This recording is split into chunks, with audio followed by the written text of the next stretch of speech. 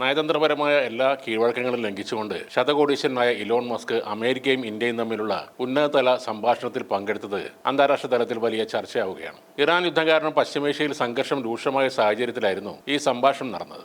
ഔദ്യോഗിക പദവികൾ ഒന്നുമില്ലാത്ത മസ്കിന്റെ അസാധാരണ സാന്നിധ്യം ചോദ്യങ്ങൾ ഉയർത്തുകയാണ്. ചൊവ്വാഴ്ച നടന്ന ഫോൺ സംഭാഷണത്തിൽ അമേരിക്കൻ പ്രസിഡന്റ് ട്രംപുമായും ഇന്ത്യൻ പ്രധാനമന്ത്രി നരേന്ദ്രമോദിയുമായും ഇലോൺ മസ്ക് സംസാരിക്കുകയും ചർച്ചയിൽ പങ്കെടുക്കുകയും ചെയ്തു. യുദ്ധസമയത്തെ ഒരു പ്രതിസന്ധി ഘട്ടത്തിൽ രണ്ട് രാജ്യത്തിന്റെ തലവന്മാർ തമ്മിലുള്ള സംഭാഷണത്തിൽ ഒരു സാധാരണ പൗരൻ പങ്കെടുക്കുന്നത് അസാധാരണമായ കാര്യമാണ് എന്നാണ് ന്യൂയോർക്ക് ടൈംസ് റിപ്പോർട്ടിൽ പറയുന്നത്. ഇറാൻ അമേരിക്ക സംഘർഷവുമായി ബന്ധപ്പെട്ട വർദ്ധിച്ചുവരുന്ന പ്രതിസന്ധിയായിരുന്നു ഈ സംഭാഷണത്തിലെ പ്രധാന വിഷയം. ഹോർമുസ് കടലിടുക്കിൽ ഇറാന്റെ നിയന്ത്രണം സംബന്ധിച്ച ആശങ്കകളും ചർച്ചയിൽ ഉൾപ്പെട്ടിരുന്നു. അത്തരമൊരു നിർണായക ചർച്ചയിലാണ് മസ്കിനെ പോലെ ഒരു ആളെയും ഉൾപ്പെടുത്തിയത്. മസ്കിനെ എന്തിനാണ് ഈ ചർച്ചയിൽ ഉൾപ്പെടുത്തിയെന്നോ അദ്ദേഹം സജീവമായി ചർച്ചയിൽ പങ്കെടുത്തോ എന്നതും വ്യക്തമല്ല.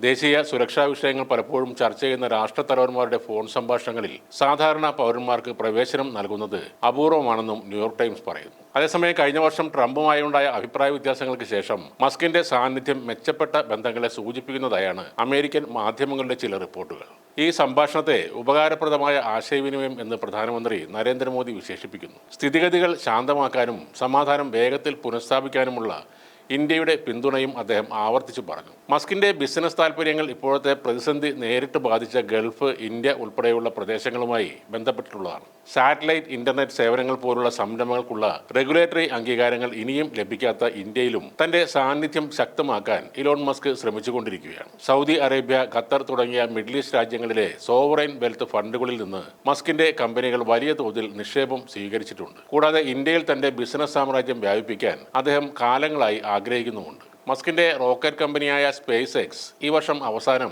ഓഹരി വിപണിയിൽ ഇറങ്ങാൻ പദ്ധതിയിടുന്നുണ്ട്. എന്നാൽ ആഗോള സാമ്പത്തിക സ്ഥിതി വഷളായാൽ അത് പ്രതിസന്ധിയിലായേക്കാം. ഇതൊക്കെ തന്നെയാകാം മസ്കിന്റെ ഈ കടന്നുകയറ്റത്തിന്റെ പിന്നിലുള്ളത്. വൈറ്റ് ഹൗസോ ഇന്ത്യൻ ഉദ്യോഗസ്ഥരോ ഈ ഫോൺ ചർച്ചയിലുള്ള മസ്കിന്റെ പങ്കാളിത്തത്തെക്കുറിച്ച് ഒന്നും പരാമർശിച്ചിട്ടില്ല. വിഷയത്തിൽ പ്രതികരിക്കാൻ വൈറ്റ് ഹൗസ് വിസമ്മതിക്കുകയായിരുന്നു. അതേസമയം കാര്യങ്ങൾ വ്യക്തമാക്കണം എന്ന അഭ്യർത്ഥനകളോട് ഇലോൺ മസ്കും പ്രതികരിച്ചിട്ടില്ല. പ്രസിഡന്റ് ആയുള്ള രണ്ടാം വരവിൽ ഡൊണാൾഡ് ട്രംപ് തന്റെ ഏറ്റവും അടുത്ത വിശ്വസ്തനായി അവതരിപ്പിക്കുകയും പിന്നീട് തെറ്റിപ്പിരിയുകയും ചെയ്ത ലോകത്തിലെ ഏറ്റവും വലിയ സമ്പന്നനായ മസ്ക് ഇപ്പോൾ പ്രസിഡന്റുമായി വീണ്ടും അടുത്ത ബന്ധത്തിലാണെന്നാണ് ഈ നീക്കം സൂചിപ്പിക്കുന്നത്. ഔദ്യോഗികമായി സംസാരിക്കാൻ അധികാരമില്ലാത്തതിനാൽ പേര് വെളിപ്പെടുത്താത്ത വ്യവസ്ഥയിലാണ് ഉദ്യോഗസ്ഥർ ഈ വിവരങ്ങൾ പങ്കുവച്ചതെന്നും ന്യൂയോർക്ക് ടൈംസ് പറയുന്നു.